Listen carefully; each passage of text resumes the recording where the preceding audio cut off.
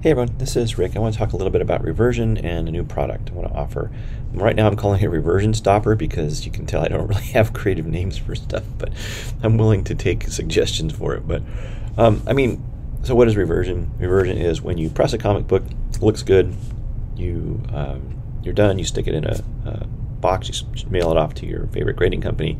By the time it gets there, the spine ticks or whatever it is, whatever defect you tried to press out has returned, or at least partially returned. And we call that reversion. How do we prevent it? Well, you just press longer. You can leave it in your press a long time under lower pressure. Not the same, 40 to 60 pounds you press it at. The reason for that is the same forces aren't at work to get rid of reversion, to alleviate reversion, as are in to get the tiny defects. So the tiny asymmetries in the surface, you need high pressure to get those out. But the big wavies and the spine ticks, high pressure doesn't always help, because when you're pushing down really hard, it's never completely even, and so it can make little binding areas along the surface. And if they you've probably experienced that in anything you're trying to push down, like smashing cardboard boxes in your bin or something, you'll notice that it creates areas of tension where they fold. And so lower pressure, and for me it ends up being around 800 grams total of pressure for something the area of a comic book is best, because it tends to be more even, and you don't need a lot. It just needs to be trained to be flat. And so there's this rule, it's time, pressure, and temperature, that you could leave a book at and relieve it. And if you were to leave it at temperature for a couple of days under low pressure, it would definitely, even just a day probably, it would work great. But you don't want to leave a comic book at temperature for a long time, for the same reasons you don't want to leave it in a hot room or in the hot sun for a long time. That's why we try to minimize the time that we're pressing, because that is also damaging to paper. So you're left with time and pressure. But what we do is we cold press. We put it under I have these acrylic panels. We put it under a cold press. They're nice. They're encyclopedia, work great. These are nicer. The cold press panels are nice because you can see through them. They weigh, they're hefty, and you can see what book you have. You can organize your tabletop, and if you want to, you can actually make a big stack and save table space and sandwich those guys up. You could, there's no cold press panels here, but you could just imagine cold press panel, and you can go all the way up. So that's the solution. Leave it for 3 to 5 days typically for me, to make sure. Most people say a day, but I have found that to be safe, it's 3 to 5. But why is that bad? What do I have a new product for, and why would it improve upon that? Well, cold press panels are expensive. They're bigger, right? And you putting a lot of them in there, you can take a lot of money just to buy them. But also, because the bottom one gets more pressure than the top one, so they're not even. You're not really controlling it as much, and that's okay. You just don't want to have too much pressure by the time you get to the bottom guy.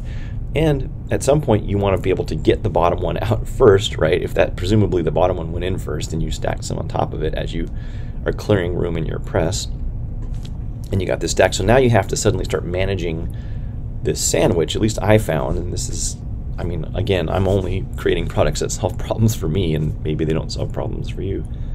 But I find that it's just hard to manage where all these books are at, like which one's been for which time, and you're sort of running them out. So if you're only doing like one comic book a week or something, you just put a cold press, you're good. That's all you need to do. But if you're trying to clear space and get things through your press faster, managing where those books go, I have like a wireframe shelf I put them on, and just sort of arranging stuff. It was a challenge, just kind of manage. So I've developed these little guys here. I call this is two much smaller. These are much smaller cold press panels. I like the bigger ones because they accommodate all sizes of things, and they weigh a little more. This is the thinner one. This is the elite size, and you'll notice there are 6 binder clips on here. The binder clips are they're placed intelligently. I've measured the pressure, my force resistive pressure sensor across the book, and I've found that these little guys give pressure out just a little bit more than the width of them, high and low. So if you get more than one width of a binder clip down or high, it starts to drop off. And so you need You need 3 in the case of this thinner size guy, and they're placed, you know, 1 binder clip length up from the edge, and they're separated by, you know, a little, and then 1 binder clip from there. Now you know, clearly if I had a spine tick in the middle, this wouldn't be ideal, but you can't have a spine tick not on the spine, right? I mean, so a tick in the middle of the book, that you have left pressure there, and you wouldn't use this for that. But if you're primarily looking at spine ticks and this edge paper curl in the corners, then this is great. So what you can do is you can just stack these things up and get to the one you want and kind of shuffle them around like cards, and it's, you know, and it's smaller, and surprisingly a much smaller area than for the amount of acrylic that you would get from a larger cold press panel. So here's the better one. I think this is a better choice, but it'll be more expensive. Is this guy here, this Mamma Jamma here. I've got these 2-inch binder clips, and they are also arranged so that they are, you know, one binder clip's distance from the bottom. These give a lot more pressure, a lot thicker. So this is closer to your total pounds per square inch that you want a book to be under to really get rid of. This is for spine ticks. If you're really looking at spine ticks, you want the thicker stuff. If you're looking at the big wavies just to keep the corners down and make the book not curl up over time, then just the little guy is fine. And there, of course, there'll be a price difference, but that is it.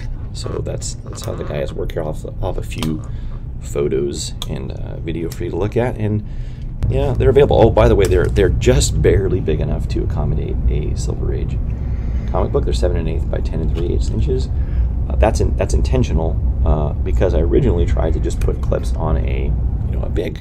I obviously just put a clip on a big cold press panel and not have a smaller one, right? Why would you do it? Well, the reason is that this pressure doesn't go in all that far. It goes in about 3 fingers of my hand's width on here on these big guys, and it only goes in a little bit. It basically only goes in like that far on little fellas. So I tried to make these as small as possible and still fit the book so that we could get the actual pressure on the spine itself, and that's what prevents the reversion. And by the way, it's only like 12 hours. So in 12 hours, I've found that 6 months later, my spine ticks didn't return with one of these little guys here. So that's kind of nice. Let you get out of the cold pressing reversion game a little bit faster. So obviously, your mileage may vary. Try for yourself, and with your humidity, your temperature, your books, you'll get slightly different results. But those are my results. Anyway, I hope you enjoy the product, and I'll see you around. Bye. See you.